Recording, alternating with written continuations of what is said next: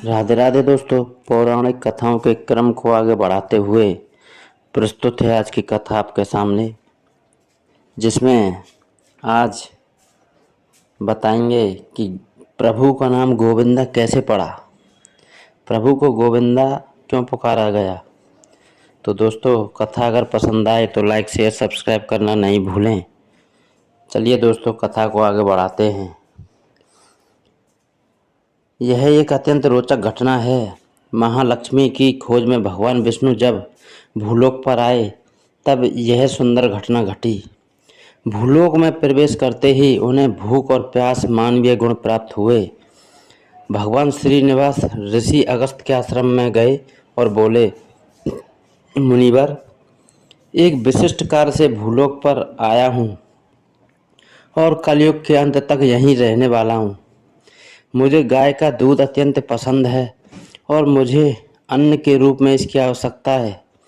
मैं जानता हूँ कि आपके पास एक बड़ी गौशाला है, उसमें अनेक गाय हैं। मुझे आप एक गाय दे सकते हैं क्या? ऋषि अगस्त्य हंसे और कहने लगे, स्वामी, मुझे पता है कि आप श्रीनिवास के मानव स्वरूप में श्री विष्णु हैं। मुझे अत्यंत आनंद है कि इस विश्व के निर्माता और शासक स्वयं मेरे आश्रम में आए हैं। मुझे यह भी पता है कि आपने मेरी भक्ति की परीक्षा लेने के लिए यह मार्ग अपनाया है। फिर भी स्वामी, मेरी एक शर्त है कि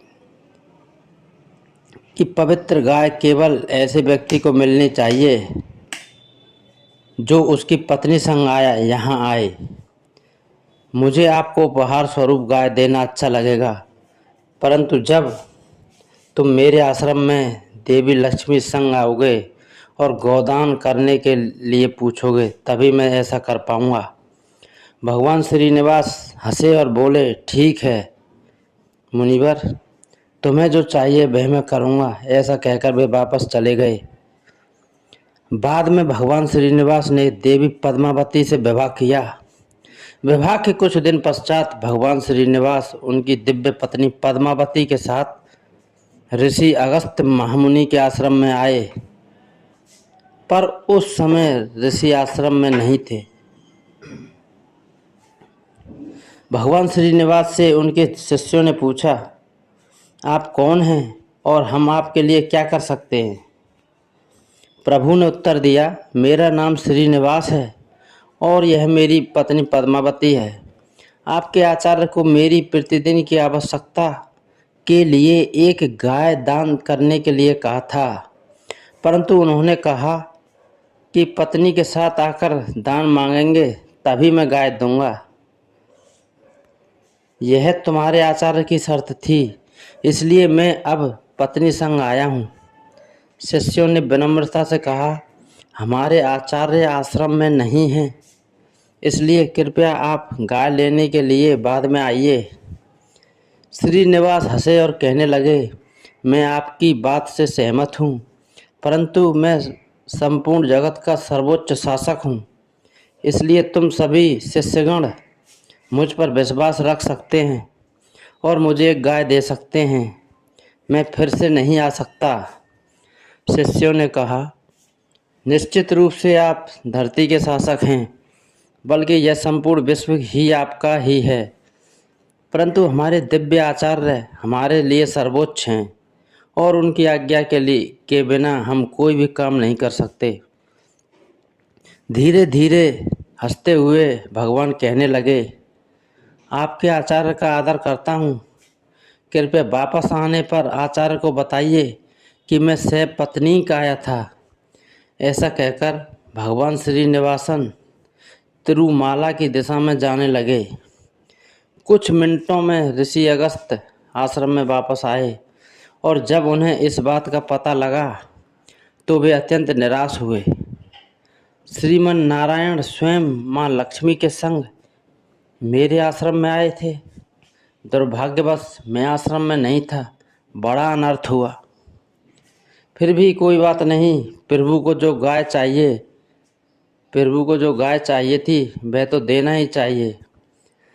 ऋषि तुरंत गौशाला में दाखिल हुए और एक पवित्र गाय लेकर भगवान श्रीनिवास और देवी पद्मावती की दिशा में भागते हुए निकले।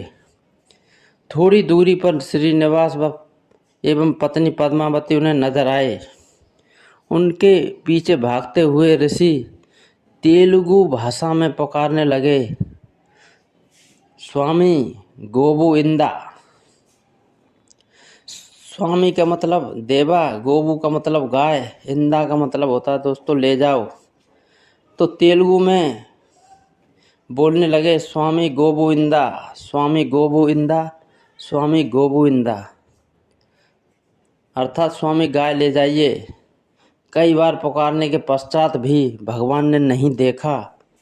इधर मुनि ने अपनी गति बढ़ाई और स्वामी ने पुकारे हुए शब्दों को सुनना शुरू किया। भगवान की लीला, उन शब्दों का रूपांतर क्या हो गया, स्वामी गोविंदा, स्वामी गोविंदा, स्वामी गोविंदा।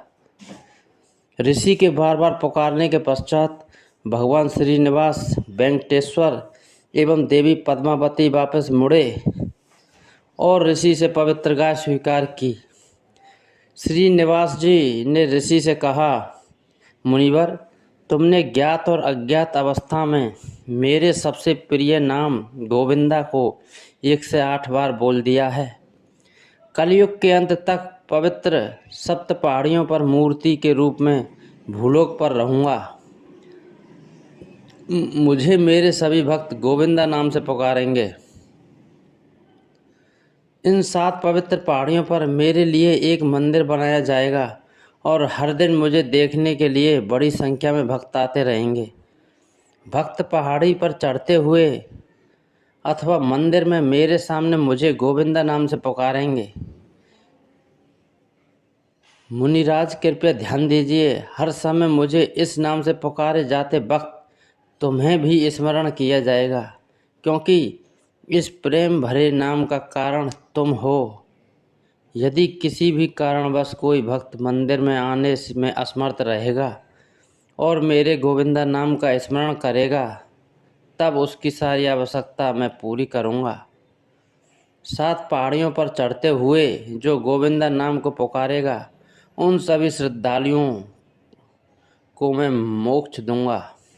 तो दोस्तों, इस प्रकार भगवान का नाम गोविंदा पड़ा। कथा अगर पसंद आई हो तो लाइक शेयर सब्सक्राइब करें। जय जय श्री राधे दोस्तों।